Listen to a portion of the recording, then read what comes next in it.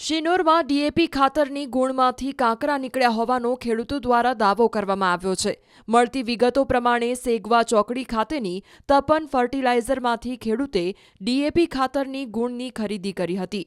આ ગુણ ખોલતાની સાથે જ તેમાંથી અંદાજિત 5 કિલો કાંકરા નીકળ્યા હતા।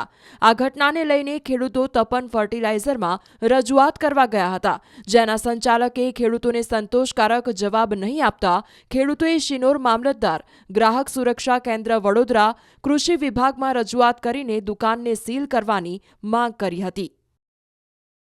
મેં તપન ફર્ટિલાઇઝરમાંથી ડીએપી ખાતર લીધું હતું।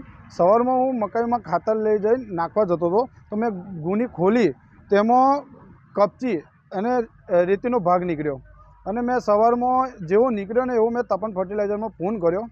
મેં કીધું, સાહેબ મને ડીએપી ખાતર મેં 5 વર્ષથી ખેતી કરું છું, ડીએપી ખાતર આવું આવતું નથી કાળા કલરનું, બરાબર। ડીએપી ખાતર આવે છે લાલ અને વ્હાઇટ પટ ઉપર ચડાયેલો હોય છે, એને હાથથી મળ્યો ને તો બી મળી જાય છે। આ ખાતરને દોતથી હું પથ્થરથી મારું તોય બી તૂટતું નથી।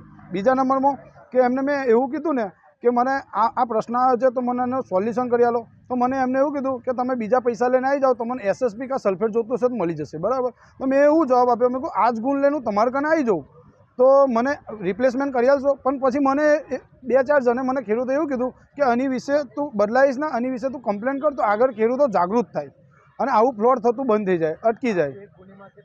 એક ગુણીમાં 5 થી 6 કિલો કમસે કમ હશે અને જીની વ્હાઇટ દાણા બી ગણો ને તો બીજા એક્સ્ટ્રા તો ખરા જ। આ તો અમે અડધી ગુણીમાંથી જ કાઢ્યું છે, સાહેબ।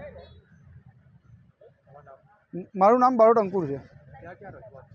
મેં એક તો આપણે ગામના સરપંચને પહેલી રજૂઆત કરી, પછી ત્યાર પછી મેં ગ્રામ સેવક જોડે વાત કરી, ત્યાર પછી પ્રેસવાળા ભાઈઓ જોડે વાત કરી, ત્યાર પછી મામલતદાર સાહેબને રજૂઆત કરી, ત્યાર પછી મેં આપણે એગ્રીકલ્ચરના ખેડૂત એગ્રીકલ્ચરના સર્જો બી વાત કરી, તો એમને ગ્રાહક સુરક્ષામાં બી વાત કરી, પણ એગ્રીકલ્ચરવાળા સાહેબે મને એ રજા પર છે, એમને મને એવું કીધું કે હું 4 દિવસ પછી આવીશ ને તો પછી એનું રિઝલ્ટ મળશે।